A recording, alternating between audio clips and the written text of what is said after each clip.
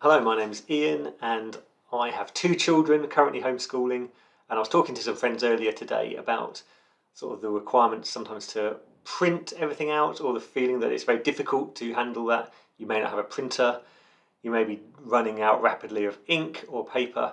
And I mentioned that one of the things I taught my daughters to do was to take a screen grab and then draw on top of it on your computer, so that you didn't have to print anything, and actually it also is a lot clearer when you submit it.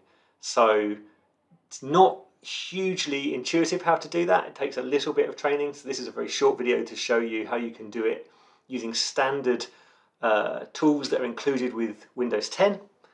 So if you've got a Windows 10 computer, you'll be able to grab the contents of your screen, draw on top of it, and save that file somewhere, so that then you can submit it. And as I say, the benefits of that, three benefits. Number one, you don't need a printer, which a sub-benefit of that is that you then don't need paper or ink.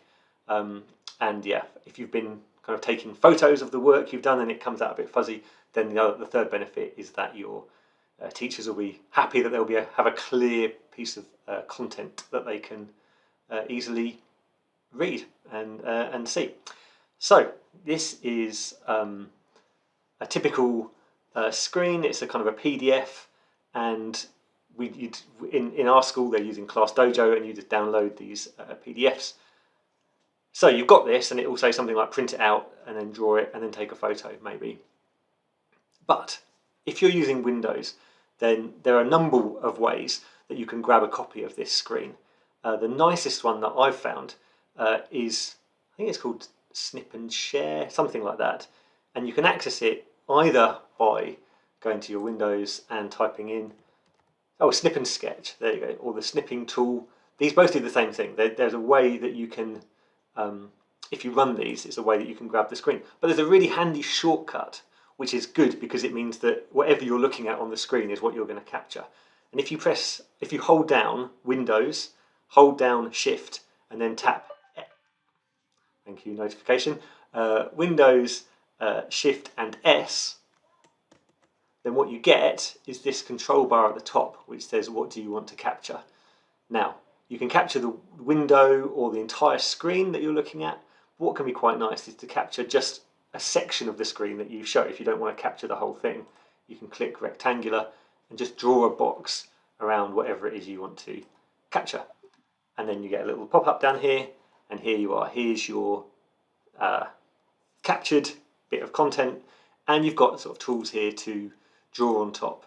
So sometimes it will ask you to, ring around something that you need.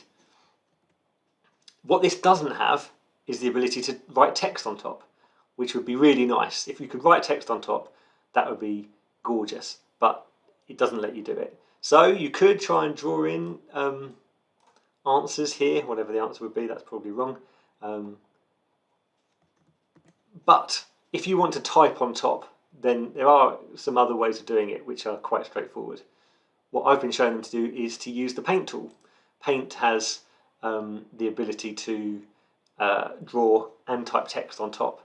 So in the top window here, you've got these three dots, and you open with, so we're going to open this same file, which you've already saved, in Paint or Paint 3D.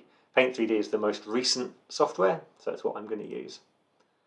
Now that opens the same file, called the same thing, in this tool, and you've got the ability to, again, draw on top of it if you want, or with this now, you can write text, which is quite useful. So change the size. If it's too big, it almost certainly will be, to something a bit more sensible, and then you just type where you want it to go. And I'm going to type, now what's the answer? Someone's reading a book at bedtime. On Monday she reads 38 pages. I'm going to embarrass myself here, aren't I? I haven't done this yet. 38 pages. On Tuesday she reads 6 pages more than she did on Monday.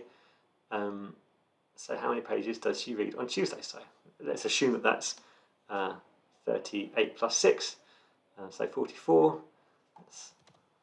Hope that's right. And you can move it on top and click away, and you've saved it. So as you can see, this is a lot easier to read when you submit this than a photograph of someone who's written on top. Now, one thing to say is that once you've typed or drawn into this, it can be a bit difficult to remove things. So if you sort of use the eraser tool, then sometimes you'll find that you're actually getting rid of, the content of the original screen grab. So if you make a mistake, what I always say is you can obviously draw on top of your mistake, so you can wipe out what you did, and then go again with your text tool. If you didn't think the answer was 44, or your usual undo tools work just as well. So Control Z and Control Y undo and redo the stuff you did. So if you've made a mistake, sometimes rather than using the eraser to rub it out, you can do better just holding down Control and tap Z just to undo the last thing you did. And that's a useful tip for the whole Windows experience, the Control Z to undo. So if you're teaching your children how to do this, that's probably I write software for a living, and undo is one of the buttons I press most often. So once you've done this, once you've written your, so I'm going to add my text tool. Yeah, so that's the thing. If you click on text and you don't get a cursor like this that tells you where to type, you need to press the text tool. So what did we say? We thought it was 44, I think. How many pages altogether? So 44 plus 38. What do we think that is? 82? Not sure. Let's say 82. So type in here, 82. And so on. And maybe you do need to draw on top of it. So you can pick your pen, pick your colour, and if it asks you to select something, you can select it. Remember, undo.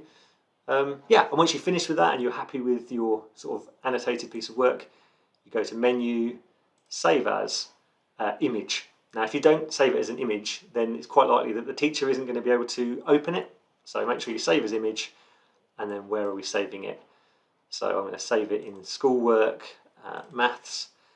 What's quite nice is because the screenshot tool automatically gave it a name, which is timestamped, which means that as you save more things in here, you've got the date and time that it was captured automatically in the file name, so it's easy to find the stuff we did today being the 5th of February.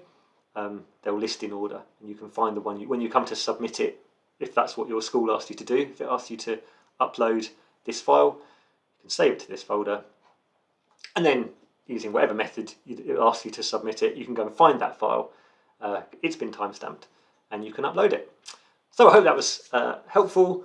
If you've got any questions, leave them in the comments, and yeah, hope good luck out there with the homeschooling, which has been a challenge for a lot of us.